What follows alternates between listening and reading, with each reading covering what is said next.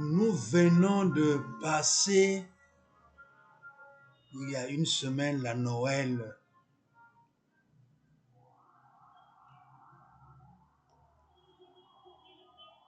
Cette Noël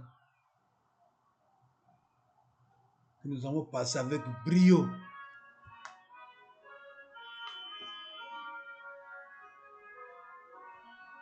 C'est Noël qui est l'incarnation de Dieu sur terre. Jésus, Emmanuel, Dieu parmi nous.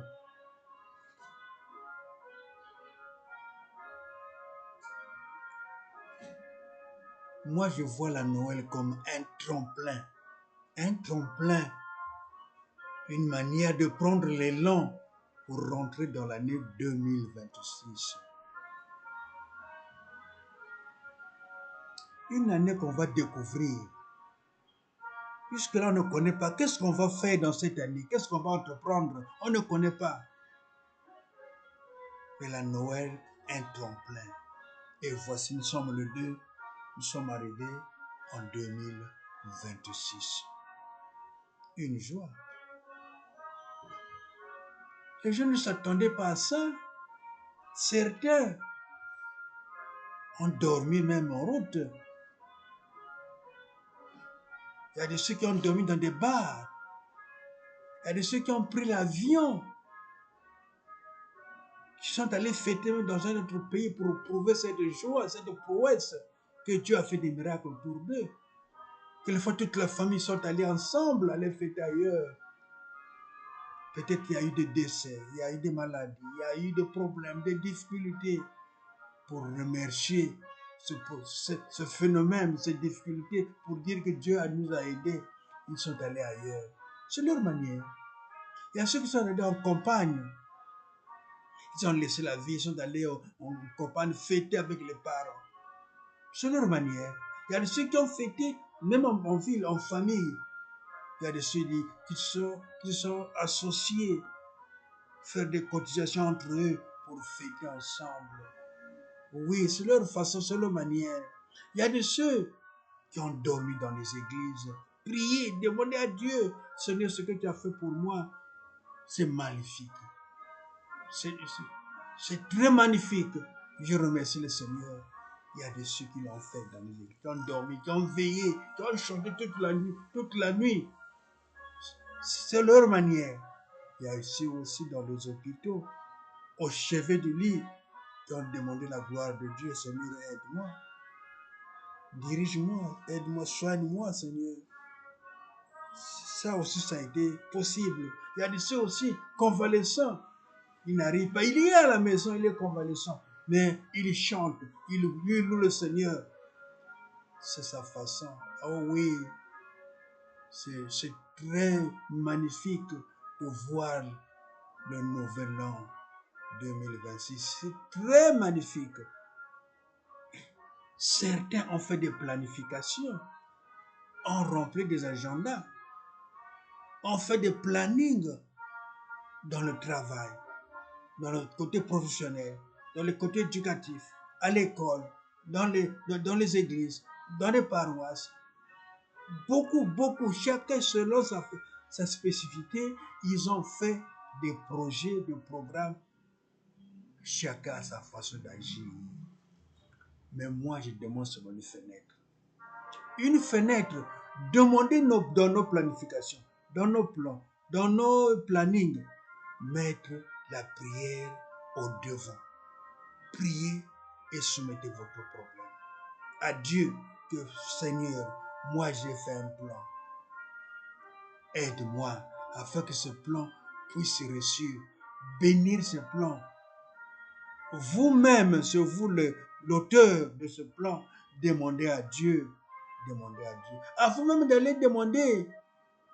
Quelquefois, chez quelqu'un, un berger, un prêtre, un officier, un pasteur, d'aller demander. Demande toi-même, avec ta conscience, là où tu es. Mets-toi à genoux, demande, Seigneur, j'ai fait un plan, aide-moi. Aide-moi, Seigneur.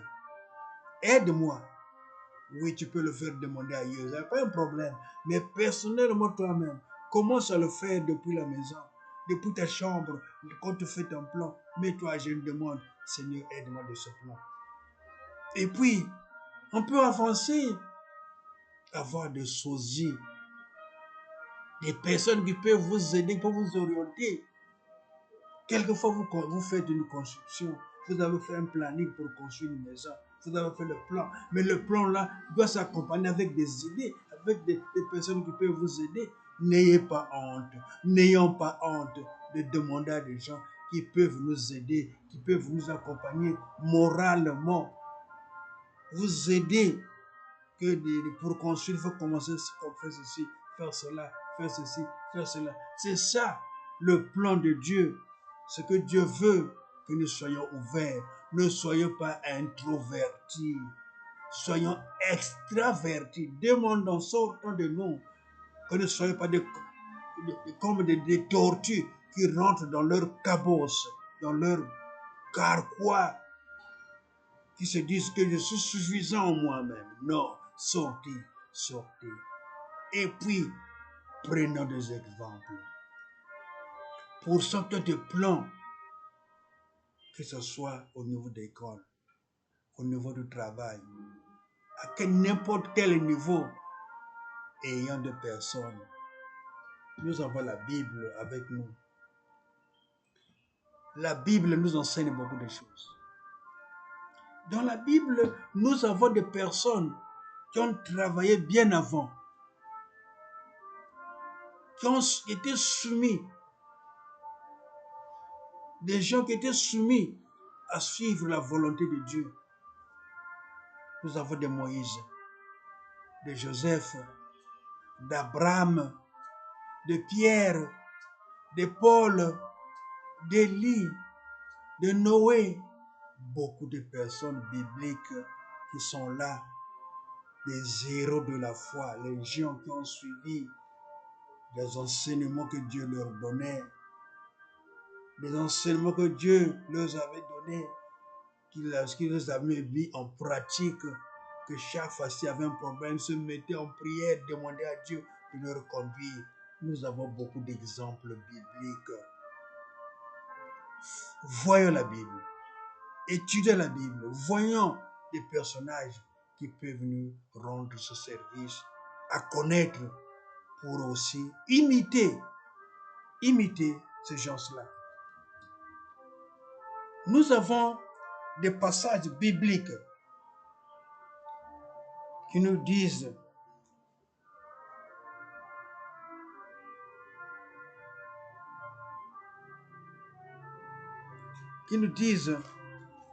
qu'il faut suivre les exemples. Lisons par exemple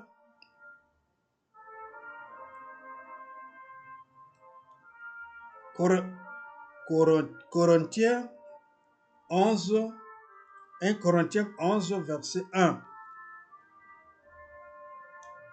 Je vous loue de ce que vous souvenez de moi à tout égard et de ce que vous retenez mes instructions telles que je vous les ai données. Ça, c'est Paul qui le dit aux Corinthiens, de suivre mes instructions. Donc, il a eu à conseiller.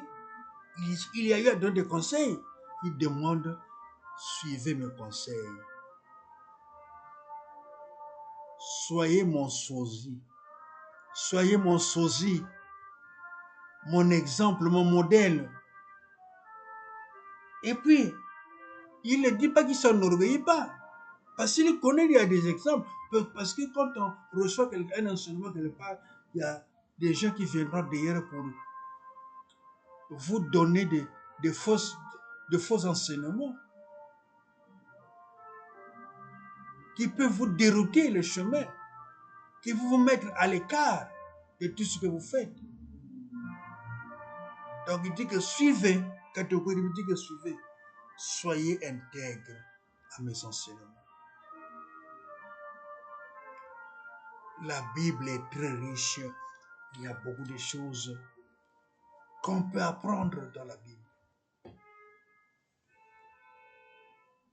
Moi, je vous disais de prendre l'exemple de Moïse. Pourquoi j'ai dit Moïse? Mais Moïse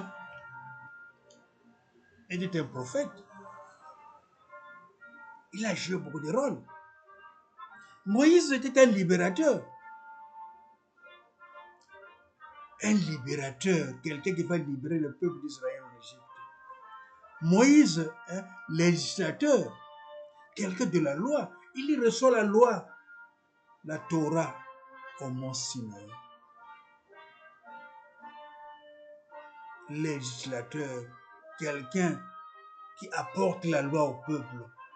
Moïse, un conseiller, un consolateur. Il apporte conseil à son peuple. Ne vous battez pas. Mais pourquoi vous vous battez? Mais ce peuple des Égyptiens que vous voyez, ils sont contre vous. Mais pourquoi entre vous vous battez? Il donne conseil, un conseiller, il leur console. Moïse, un guide, il a guidé le peuple d'Israël depuis l'Égypte jusqu'au désert. Et puis on peut voir sa vie qu'il a tracée, que je peux tracer en 3 plans. 40 ans en Égypte, 40 ans dans le pays de Madian, 40 ans dans le désert.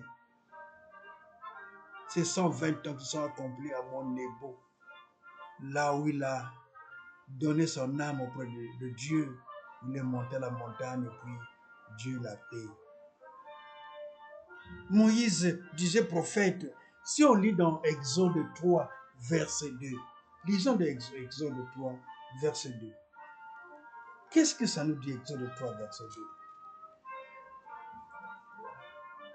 2? Exode 3, verset 2 nous dit: l'ange de l'Éternel lui apparut dans une flamme de feu au milieu d'un buisson. Moïse regarda et voici le buisson était tout en feu et le buisson ne se consumait point. Moïse dit: je veux me détourner pour voir quelle est cette grande vision et pourquoi le buisson ne se consume point. Donc Moïse reçoit une vision de Dieu à Horeb, dans le pays de Madian. Il reçoit une vision. Il se dit: mais qu'est-ce que je vois là? Est-ce que ce que je vois c'est le feu? Je vais m'avancer pour voir. Il est allé voir, il a remarqué que c'était le feu et il ne vole pas. Il nous donne des directives. Va en Égypte, va libérer mon peuple. Va. Mais Moïse s'est dit: mais moi je ne vaux rien, moi. Je n'ai pas cette capacité d'aller déloger un roi, quelqu'un qui est enraciné, qui fait la terreur, un sanguinaire, quelqu'un qui a le pouvoir, aller le déraciner, dire: donne-moi mon peuple. Mais quel peuple que je veux prendre? Mais Dieu lui dit que n'aie pas peur, je vais tout faire pour toi. Il dit que tout d'abord donne des raisons. Oh, c'était gentil. Parce que dans ce temps, Moïse qui dialogue avec son Dieu, Dieu parle, lui répond. C'est pas facile. C'est étrange. Quand on a un cœur ouvert, Dieu parle. Quand vous avez un cœur ouvert, Dieu vous parle. En vision, Dieu parle. Il y a ceux qui doutent, Dieu parle. Dieu parle. Moïse a reçu cette vision. Et il dit: qu'est-ce que tu as en main? Moïse dit: j'ai le bâton moi, avec moi. Jette le bâton par terre. Il a jeté le bâton par terre. Et le bâton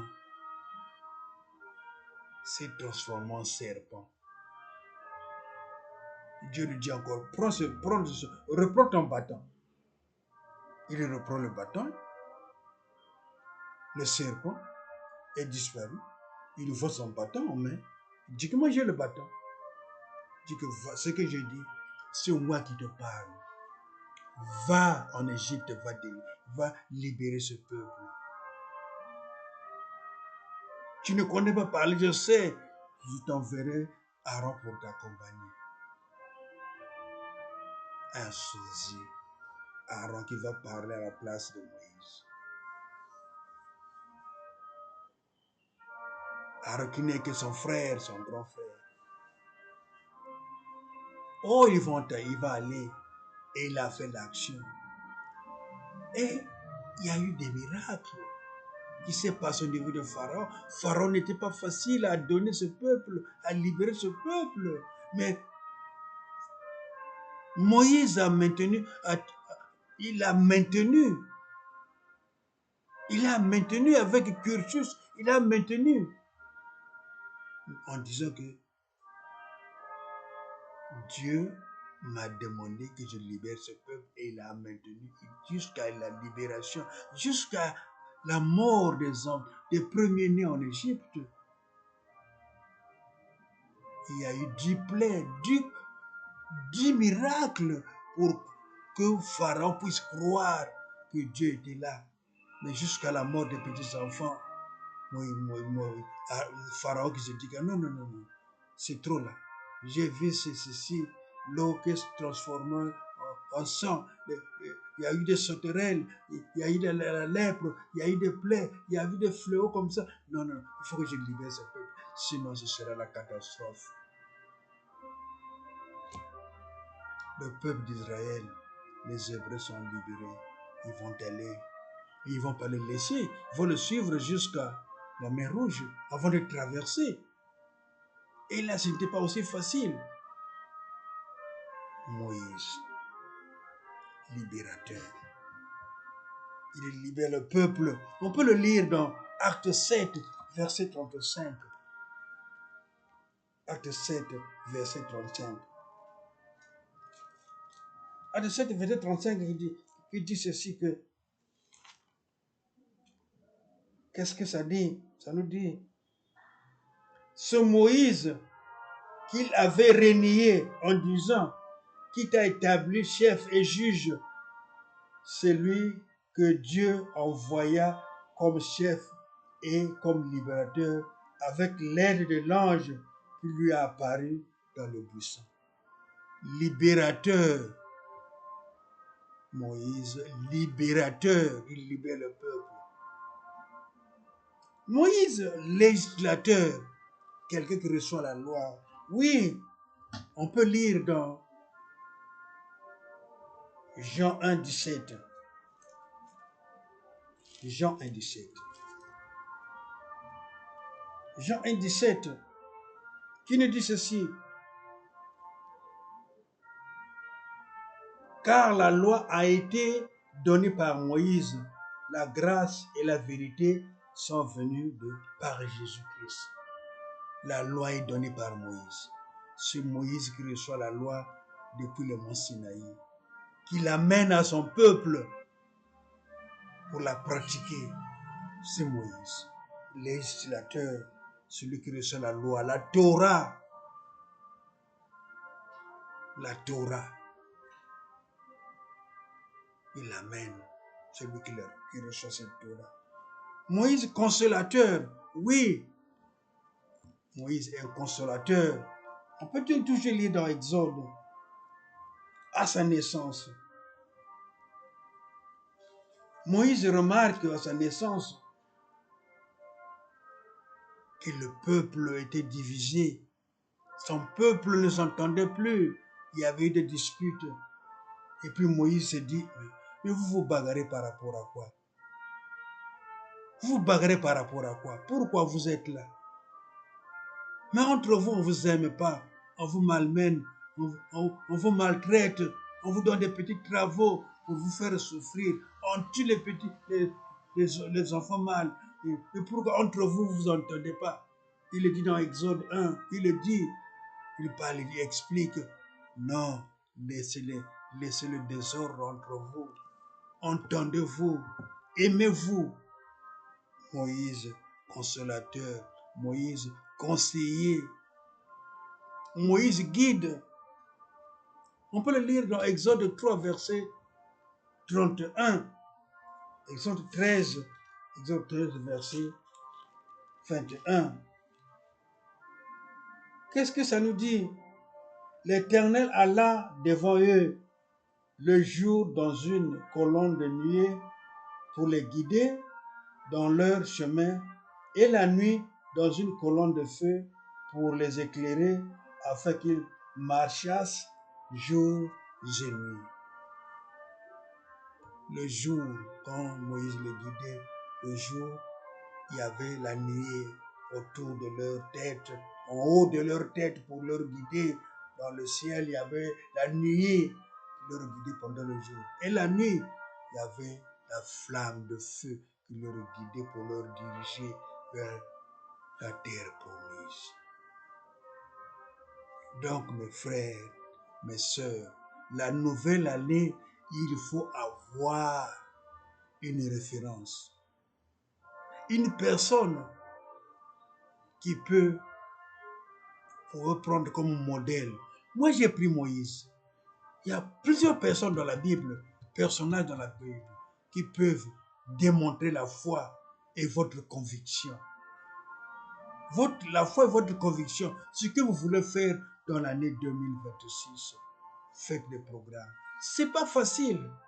Même Moïse lui-même, en chemin, il était animé par ses propres. Myriam, sa propre sœur, et Aaron, son propre frère, l'ont haï en chemin. Mais qu'est-ce que tu veux nous apprendre? Toi, qu'est-ce que tu veux? Mais Aaron et Myriam eux-mêmes, ils connaissent ce qu'ils avaient subi. Dieu les avait punis. Il y a beaucoup de gens dans la marche qui ont souffert, qui étaient peinés, parce que ceux qui ne voulaient pas entendre Moïse, beaucoup de morts, qui étaient à l'encontre de la volonté de Dieu à travers Moïse, le guide. Donc, ce que vous allez apprendre, vous avez des plans, vous avez des plannings, vous avez des projets, vous avez des agendas. Mettez Dieu au devant, Dieu va vous aider, Dieu va vous parler, Dieu va vous guider. N'ayez pas peur. Quelquefois, il y a de ceux qui viendront autour de vous pour vous distraire, pour vous sombrer le chemin. Mais tenez mordicus, restez figé, intègre dans la volonté de Dieu. Avec Dieu, Dieu va vous parler. Dieu va vous orienter. Dieu va vous diriger. Dieu va vous protéger. Et à la fois, notre nouvelle année 2026, une année de prospérité, une année de paix, mettant Dieu au centre de nous. Quelquefois vous êtes loin des parents, vous êtes loin de votre famille. N'ayez pas peur. Avec Dieu, on n'est pas seul. Avec Dieu, on n'est pas seul. Rencontrez des gens, parlez avec les gens, changez-vous avec les gens. Ne soyez pas introvertis, soyez extravertis. Parlez, causez. Mettez Dieu autour de vous. Dieu aime la joie. Dieu n'aime pas la tristesse. Soyez joyeux, soyez heureux, marchez, priez, partagez avec les autres. Oui, je le dis par exemple, par des exemples précis que je ne peux pas trop expliquer. La peur, la frustration, la colère, la haine amènent autre chose dans le cœur. Soyez ouverts. Ne soyez pas introvertis, soyez extravertis. Mais mettez Dieu autour de nous. Mettons Dieu autour de nous. Que Dieu nous dirige, que Dieu nous protège. À lui la gloire, à lui l'honneur. Merci Seigneur pour tes bienfaits. Que tu sois entre ses mains pour sa seule gloire. Si tu pouvais dire Amen, ça serait gentil. Dis Amen. Ça serait gentil si tu pouvais dire Amen. La gloire de Dieu autour de toi. Dis Amen. Dis Amen.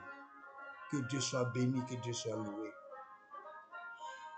Ma soeur, mon frère, peut-être mes parents qui me suivent, ils se disent, qu'est-ce qu'il veut nous apprendre? Oui, je vous parle de la volonté de Dieu autour de nous. Dieu a une volonté de nous aider.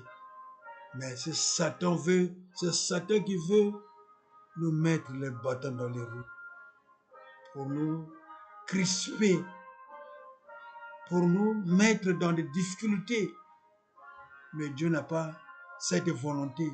Dieu veut que nous soyons à l'aise, que nous soyons souriants à chaque fois, que nous soyons à l'aise, que nous parlons avec aisance, avec joie, avec paix. Soyons à l'aise, soyons à l'aise. Ne vous sentez pas seul, Dieu est avec vous. Que sa gloire soit manifeste. Nous allons réciter le Notre Père. Notre Père qui es aux cieux, que ton nom soit sanctifié, que ton règne vienne, que ta volonté soit faite sur la terre comme au ciel. Donne-nous aujourd'hui notre pain de ce jour. Pardonne nos offenses, comme nous pardonnons à ceux qui nous ont offensés. Et ne nous sois pas l'attention, mais délivre-nous du mal. Car c'est toi qui appartient au siècle, le règne, la puissance et la gloire. Merci Seigneur. Merci pour tes bienfaits. Amen. Amen. Continuez à prier. Demandez. Dieu va vous décider. Dieu va vous parler. Dieu va vous orienter pour sa seule gloire. Que la paix de Dieu nous assiste tous. Amen.